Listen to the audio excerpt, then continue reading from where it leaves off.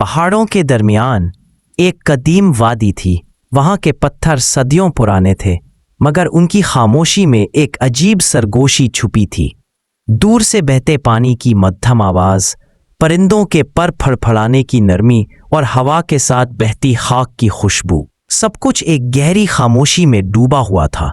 ये वो मकान था जहां दुनिया के शोर खत्म हो जाते थे और रूह अपनी ही सांस सुन सकती थी। इसी वादी में एक खानकाह थी, छोटी पर नूर से भरी हुई।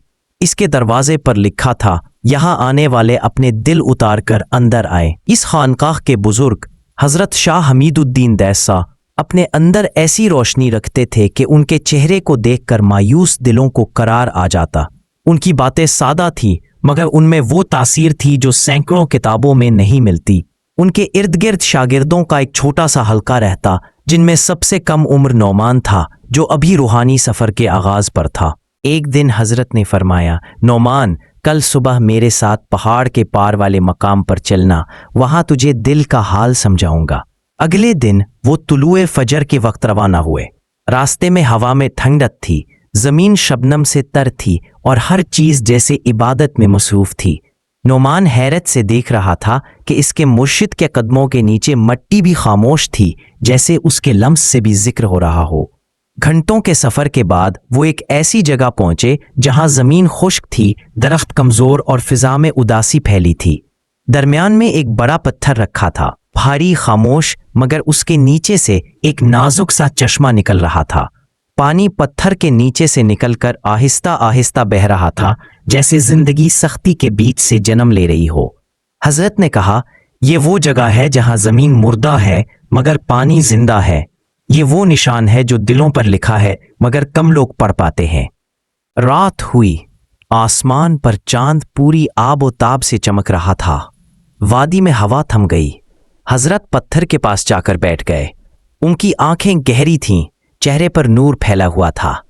वो कोई जिक्र नहीं कर रहे थे, कोई विर्द नहीं पढ़ रहे थे, बस पत्थर को देख रहे थे, जैसे उससे बात कर रहे हो। नोमान ने सोचा, हजरत यहाँ क्या देख रहे हैं? कुछ देर बाद वो आहिस्ता से बोले, बेटा, ये पत्थर सदियों से पानी के बहाव को सह रहा है। देखो, ये ना टूटा ना बिखरा, मगर उसने पानी को रास्ता दिया। ये सब्र की अलामत है, सख्त रहकर भी नरमी पैदा करना। नोमान ने कहा, हजरत, हम तो इंसान हैं, हमारे दिल भी पत्थर जैसे क्यों हो जाते हैं?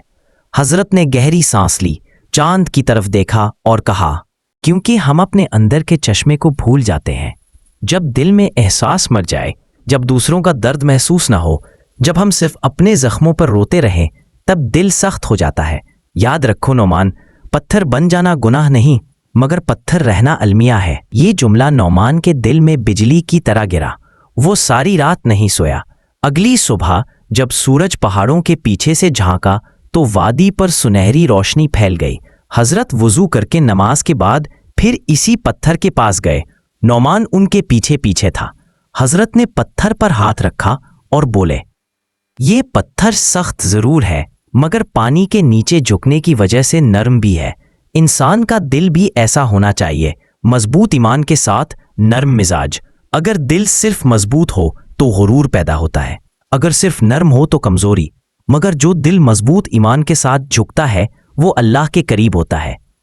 फिर उन्होंने जमीन पर एक लकीर खींची और कहा, देखो बेटा, जब नरमी रुक जाए तो रहमत भी रुक जाती है।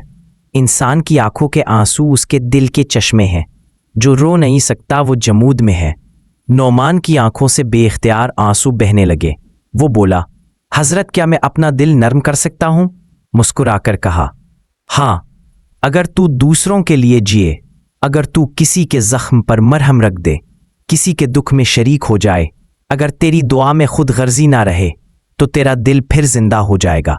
वक्त गुजरता गया। नौमान ने वही किया जो मुर्शद ने कहा था। उसने खुद को दूसरों के लिए वक्फ कर दिया। वो यतीम बच्चों के साथ बैठता, बीमारों की तीमारदारी करता और कभी कभी रात के वक्त चुपचाप उन लोगों के दरवाजे पर खाना रख देता जो अपनी इज्जत के बाइस मांग नहीं सकते थे। हर नेकी के बाद उसे दिल में एक अजीब सी नरमी महसूस होती, जैसे कोई शफाफ पानी उसके अंदर बहने लगा हो। وہ پتھر کے پاس جا کر بیٹھتا اور محسوس کرتا کہ اب اس پتھر کے نیچے سے نکلنے والا چشمہ پہلے سے تیز بہہ رہا ہے۔ اسے لگتا جیسے اس کے اندر کا چشمہ بھی زندہ ہو گیا ہو۔ کئی ماہ بعد جب وہ حضرت کے پاس واپس آیا تو اس کے چہرے پر نور، دل میں سکون اور آنکھوں میں محبت تھی۔ حضرت نے دیکھا، مسکرائے اور کہا، اب تیرا دل پانی بن گیا ہے، جہاں بہے گا وہاں زندگی پیدا کرے گا۔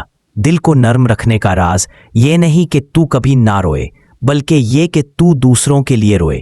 نرمی عبادت ہے، احساس ایمان ہے، اور جو دل محسوس کرنا چھوڑ دے وہ زندہ ہو کر بھی مردہ ہے۔ پتھر بھی نرم ہو جاتا ہے اگر پانی مسلسل بہتا رہے، انسان بھی بدل جاتا ہے اگر محبت مسلسل بہتی رہے۔ روحانی نتیجہ، یہ کہانی صرف ایک پتھر یا چشمے کی نہیں، بلکہ ہر اس دل کی ہے جو سخت ہو چکا ہے مگر اب بھی احساس کی ایک کرن باقی ہے۔ تصوف کا پہلا سبق یہی ہے، دل کی سختی کو توڑو، رحم کے چشمے کو بہنے دو، کیونکہ جہاں دل نرم ہے وہاں خدا رہتا ہے۔